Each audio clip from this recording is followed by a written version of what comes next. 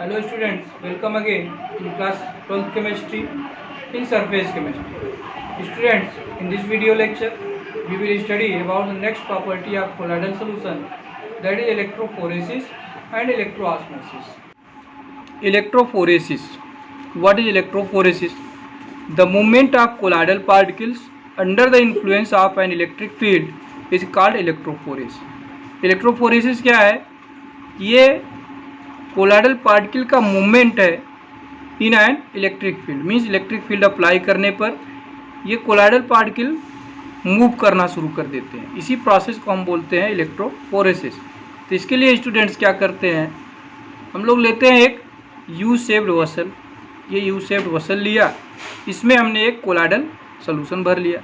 Colloidal solution में suppose करिए water है, वाटर एक तरह से डिस्पर्सन मीडियम है, और इसमें दूसरा कोई कोलाइडल पार्टिकल है और उसमें निगेटिव चार्ज है। आपको पता है कोलाइडल पार्टिकल पर या तो पॉजिटिव चार्ज या निगेटिव चार्ज होगा। ये निगेटिवली चार्ज है। यहाँ हमने दो इलेक्ट्रोड फिट कर दिया है। ये आपका है निगेटिवली चार्ज कैथोड, ये दूसरा क्या है पॉजिटिवली चार्ज एनोड। एक बैटरी से कनेक्ट कर दिया। जैसे ही इलेक्ट्रिक सप्लाई करते हैं तो होता क्या है, ये जो निगेटिवली चार्ज पार्टिकल हैं ये तुरंत मूव करना शुरू कर देते हैं towards the positively charge anode. इसी मूवमेंट को हम क्या बोलते हैं, इलेक्ट्रोफोरेसिस।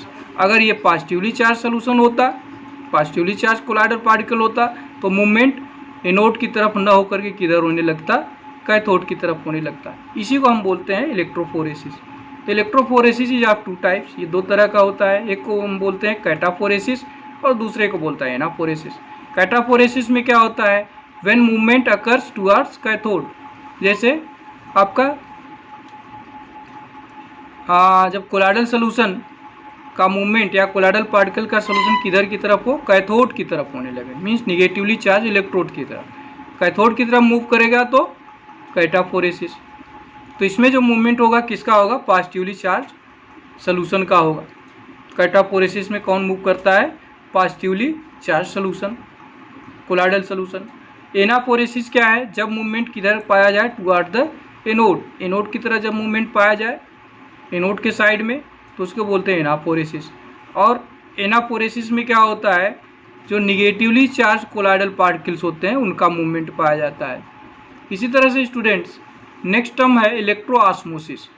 इलेक्ट्रोऑस्मोसिस क्या है, it is just like same as electrophoresis. Electrophoresis में क्या था स्टूडेंट, उसमें कोलाइडल पार्टिकल का मूवमेंट पाया जाता था, लेकिन इलेक्ट्रोऑस्मोसिस में क्या होगा, कोलाइडल पार्टिकल मूव न करके डिस्पर्सन मीडियम के पार्टिकल मूव करते हैं। Means phenomena in which the molecules of dispersion medium are allowed to move under the influence of an electric field. Means electric field के इन्फ्लुएंस में जब dispersion medium के molecule move करने लगे, उसी का हम बोलते हैं इलेक्ट्रोफोरेसिस। इसके लिए क्या करते हैं, हम सेम ऑपरेटर्स लेते हैं जो ऑपरेटर्स हमने लिया था इलेक्ट्रोफोरेसिस के लिए। यू शेप्ड वसल लिया, उसमें एक कोलाइडल सोल्यूशन ले लिया, और जैसे वहाँ हमने दो इलेक्ट्रोड फिट किया था, यहाँ भी दो इलेक्ट्रोड फिट कर दिया। एक एनोड होगा, एक एनोड दूसरा कैथोड। जैसे ही इलेक्ट्रिक फील्ड अप्लाई करेंगे तो मूवमेंट शुरू हो जाएगा कोलाइडल पार्टिकल्स का। तो करते क्या है, इस यू शेप्ड वसल में यहाँ पर हम बीचों बीच या मिडिल में क्या लगाते हैं, एक वाल लगा देते हैं। और ये वाल होती है किसकी, एक सूटेबल मेम्ब्रेन की होती है, जिसकी पोर साइज कितनी होती है, एक सूटेबल मेम्ब्रेन लेंगे having pores less than 1 nanometer. इसमें जो सूटेबल मेम्ब्रेन है, इसके जो पोर्स होंगे उनकी साइज क्या होगी, 1 नैनोमीटर से कम होती है। और आपको पता है कोलाइडल पार्टिकल का रेंज कितना होता है, साइज कितना होता है, 1 नैनोमीटर से 1000 नैनोमीटर के बीच में होता है। तो इसकी जो पोर साइज है इस मेम्ब्रेन की, वो 1 नैनोमीटर से कम है।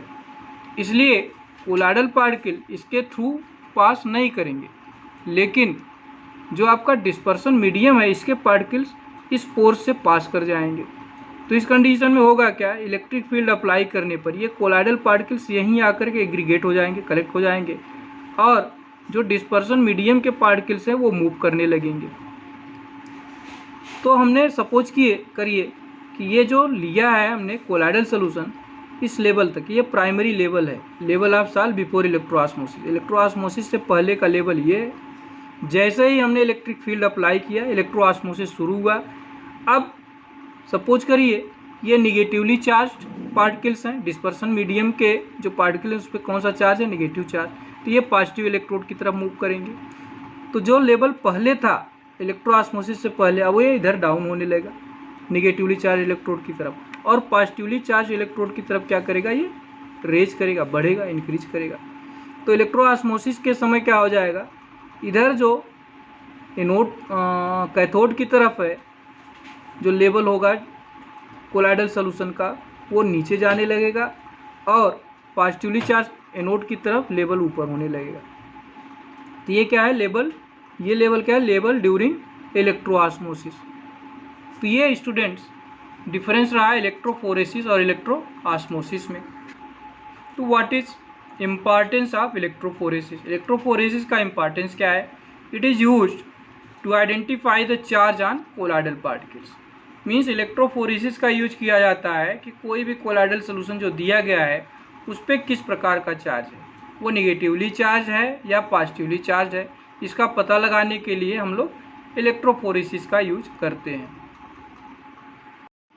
सो students that's all for today, we will continue in next video.